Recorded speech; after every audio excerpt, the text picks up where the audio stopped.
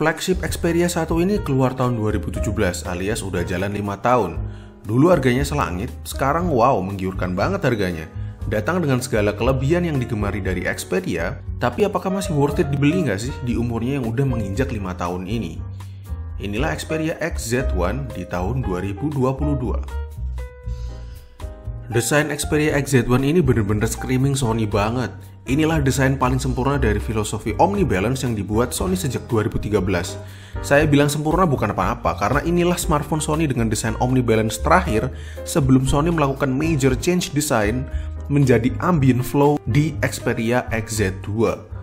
Berbeda dengan ambient flow yang fokus pada lengkungan ergonomis gitu, Omnibalance ini memfokuskan pada kesimetrisan setiap sisi dan sudut pada smartphone.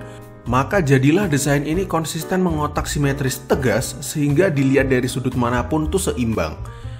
Saya pun setuju jika XZ1 ini adalah Omnibalance terbaik karena memang ini desain Omnibalance tergantengnya Sony sih menurut saya. Secara build quality, klasik Sony. Excellent seperti biasa. Sony juga mempopulerkan dan salah satu pionir yang mendesain fingerprint di samping bodi. Secara umum, konsistensi desain Sony yakni adalah bentuknya yang kotak dan tegas, keberadaan fingerprint di samping, dan dual front firing speaker di bagian depan. 3 aspek ini jadi signature Sony banget lah pokoknya. Memang aspek rasio layar masih 16:9 dan bezelnya masih rada tebel. Tapi toh dia memuat dual speaker. Dan di warna yang hitam ini ganteng banget desainnya. Di bawah-bawah tuh masih keren. Ya at least menurut saya sih ya. Bentang layarnya 5,2 inci, resolusinya Full HD dengan kerapatan 424 ppi, proteksi Corning Gorilla Glass 5 di depan dan belakang. Layar XZ1 ini juga sudah bertabur fitur andalan Sony yakni Triluminos Display dan X-Reality Engine. Tidak lupa juga layar XZ1 ini juga sudah mendukung konten HDR10 untuk kamu yang suka nonton konten HDR di YouTube atau Netflix. Untuk kualitas layarnya ini XZ1 sangat bagus. Karakter warnanya bright, vivid. Ada mode super vivid juga untuk meningkatkan ketajaman warna lebih jauh untuk efek dramatis saat nonton video. Meski bukan AMOLED, tapi warnanya pop out, viewing angle-nya bagus, dan di bawah sinar matahari masih cukup terlihat jelas.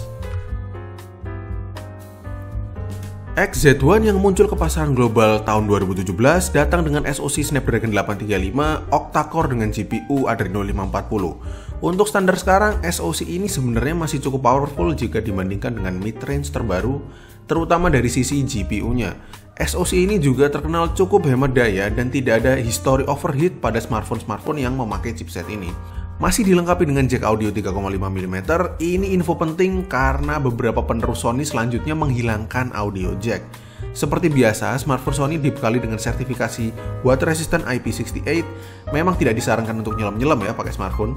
Setidaknya XZ1 masih aman lah jika nggak sengaja kehujanan atau ketumpahan air. Memiliki RAM 4GB internal 64GB yang bisa diekspansi dengan microSD card. Untuk storage-nya sendiri sudah memiliki teknologi UFS 2.1. Performa XZ1 secara overall sih memuaskan, masih jauh lah dari kata jadul atau obsolete. Performa multitaskingnya juga masih bisa diandalkan, buka tutup aplikasi masih relatif cepat, perpaduan optimalisasi software yang bagus dari Sony, juga dengan hardware kelas flagship, tentu aja memiliki umur yang lebih panjang.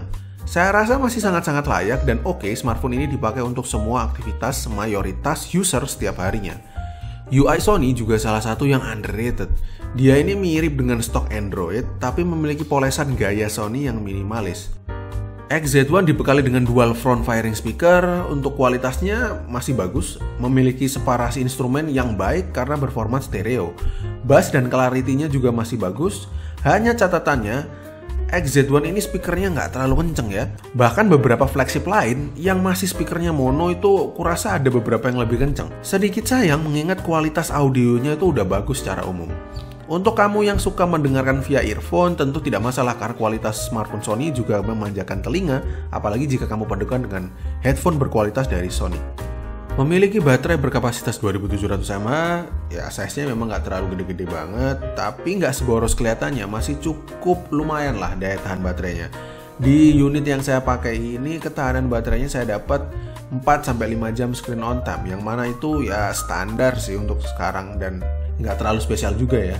Untuk pengecasan XZ1 ini mendukung 18 watt fast charging yang udah cukup membantu quick top up baterai jika sedang cepat dibutuhkan kembali. Memiliki setup single kamera 19 megapiksel, memakai sensor IMX400 yang sudah dipakai juga sejak XZS sampai XZ3.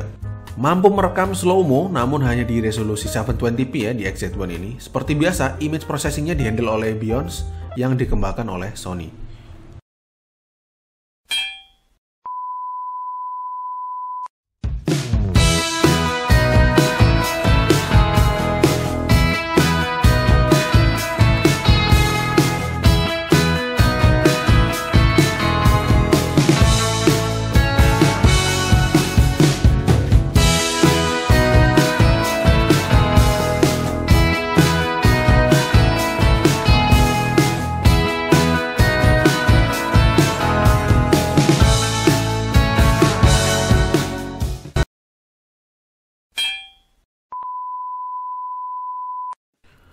Gak banyak sih yang saya keluhkan dari memakai Xperia XZ1 di tahun 2022. Mengingat smartphone ini udah keluaran tahun 2017, jadi udah jalan 5 tahun. Inilah salah satu hal yang saya sukai dari Sony, segala hal itu terasa teroptimalisasi dan bisa didelivery dengan cukup baik. Sehingga saya nggak terlalu ngerasa smartphone ini keluaran 2017 banget.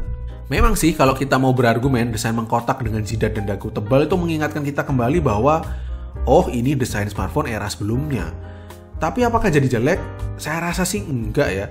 Coba deh lihat Xperia XZ1 ini yang warna hitam. Sangat-sangat gagah dan berkarakter. Saya sengaja bela-belain beli yang warna hitam karena di XZ1 yang varian hitam ini cuman dia yang panel depannya itu hitam full. Jadi menutupi kesan bezel tebal serta ketika layar off atau smartphone-nya stay di meja gitu misalnya, itu kelihatan keren dan elegan banget.